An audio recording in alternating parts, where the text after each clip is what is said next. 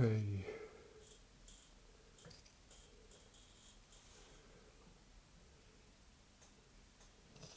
Good.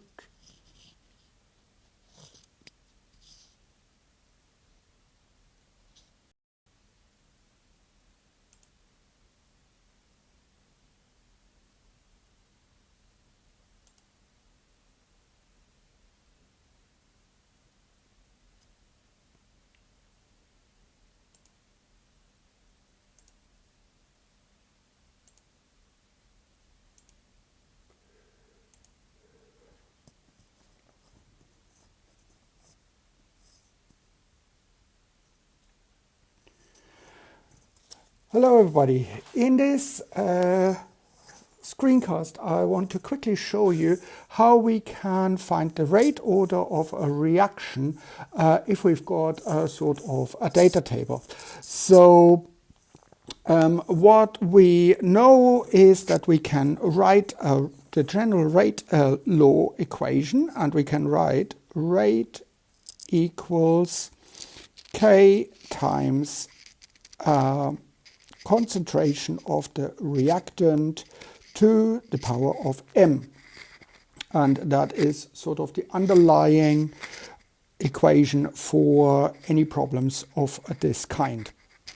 And what we can do is we can take both sides log, because after all we want to know what K and what M is. So we log both sides, so we get log rate equals log of K. And it doesn't matter what log you use. You can use the natural log, you can use the log to the base of 10, or whatever you fancy. It's always the same as long as you are consistent.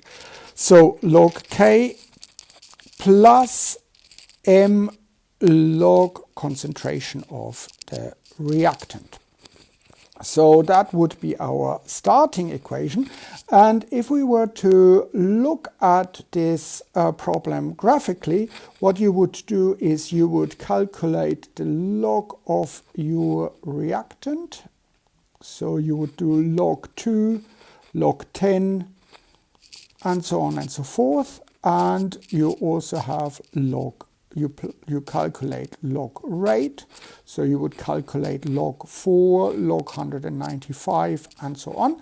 And then you have a data table, but this time with the logs, and what you plot in a graphical solution, you would plot the log of the reactant on the x-axis versus the log of the rate, and you would get probably something like that. This point here, this gives you a log of the rate constant, and the gradient here, that gives you the rate order m, and it's just a fire alarm. But if you are too lazy to do this kind of calculation and the graphical solution, you can use a slightly different approach. You can use a mathematical approach, although having said that, you should always check that indeed it is a straight line that you get, because there are reactions where this is not the case. So what you can do is you can just simply say, I just simply take the whole equation for one condition. So let's say we take this for let's say for this condition here, and we can write the equation as log rate log of 4823 equals log K plus M times log of the concentration of our reactant, and that was 100. So that's one condition. And we can also then take another condition. Let me just change the color. Let's say we take this one here.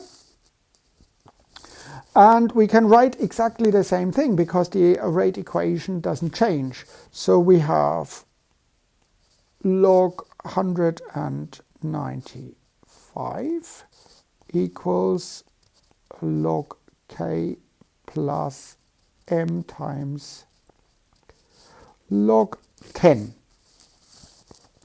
So now I've got two equations with two unknowns, k and m, which indeed I can solve.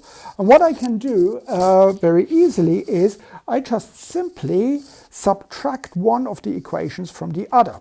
So let's say we do log 48023 minus log 195 equals log k minus log k, so that's this part, plus m log 100 minus m log 10. And I can write this also according to the rules of logarithm as log 48023 divided by 195 equals, what happens to my log k? Well, log k minus log k, that basically eliminates each other, and I've got left equals m log 100 minus m log 10, and I can factor out m, and I've got log of 100 over 10. And now the whole thing looks much more digestible. I can, for example, calculate this here, and I can say log, what is 48,023 divided by 195? That is log 246.3 equals m times log 100 divided by 10. That gives me 10. So I do the log here, so that would give me log, this one here gives me 2.39 equals m, and log 10, that gives me 1. So m equals 2.39. So I've got my rate order with 2.39. And all I need to do now in order to find k is I need to put this into my rate equation. So we had rate equals k times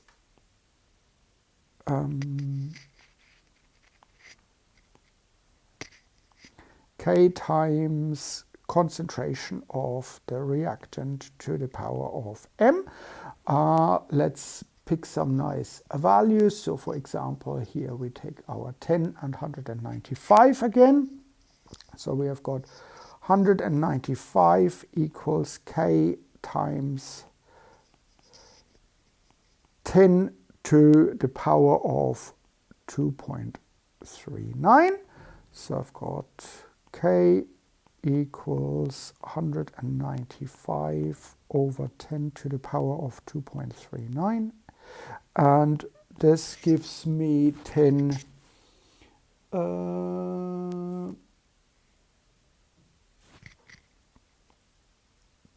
k equals 195 divided by 245.5. Let's say that, and that would give me, if I put that in the calculator, 0.79. So that's the numerical value for my rate constant. I now have to figure out what is the unit.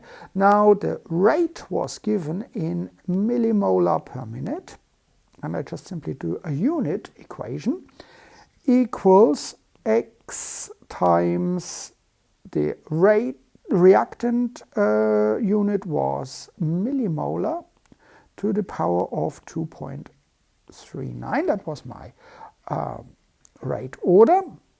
So my unit for K is millimolar over minute times millimolar to the power of 2.39.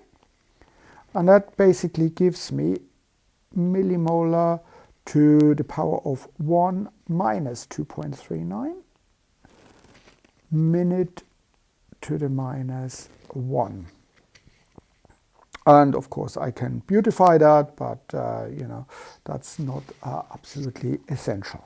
So this is basically how you can calculate the data from a table like that. And in this particular case, you would get M, the rate order is 2.39, and the rate constant is 0.79 millimolar of negative 1.39 minute to the minus 1. So I hope this makes sense, and thank you for watching.